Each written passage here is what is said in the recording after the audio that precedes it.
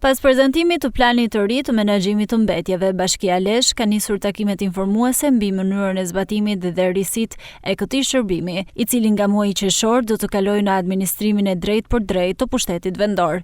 Ndalesa e parë ishte me përfaqësuesit e bizneseve, ku kryetari i Bashkisë Lezhë, Pirin Ndreu, kërkoi mirëkuptim dhe bashkëpunim për të garantuar një midis të pastër, duke theksuar se suksesi i kësaj nisme varet edhe nga angazhimi i vet bizneseve. Ndreu solli si shembull zonën e Shëngjinit gjatë sezonit veror, ku fillimisht menaxhimi i mbetjeve u konsiderua i vështirë, por fal bashkëpunimit të bizneseve, skema u vlerësua pozitivisht dhe pati një impakt të dukshëm në rritjen e pastërtisë së zonës.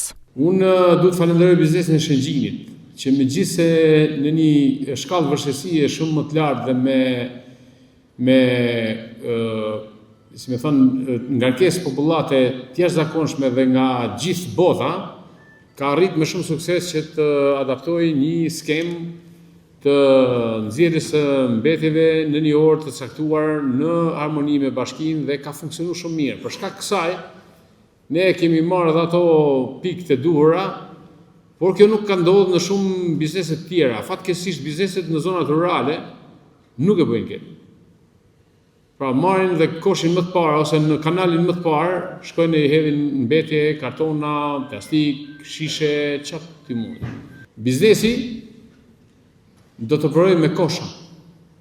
Secili biznes do ketë një kosh. Është i vogël, do kesh kosh të vogël. Është i mesëm, do ketë një kosh më të madh.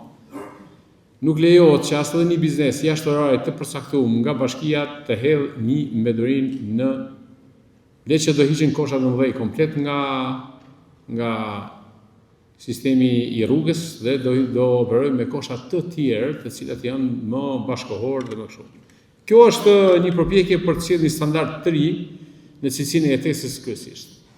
Pra, nëse ne banojmë Lezhë, e para duhet jemi ne ata të cilët do të mbajmë përgjegjësinë e mbajtjes pastër të territorit. Plani i ri i menaxhimit të mbetjeve parashikon që për bizneset, përveç respektimit të orareve të përcaktuara, të ketë edhe ndarje sipas tipologjisë dhe madhësisë së aktivitetit. Gjithashtu nuk do të lejohet hedhja materialeve inerte apo mbetjeve të tjera jashtë kontinjerëve të përcaktuar, ndërsa Bashkia Lezhës ka paralajmëruar masa administrative për shkelësit e rregullave, të cilët do të përballen dhe me procedura ligjore dhe kallëzime për krime mjedisore.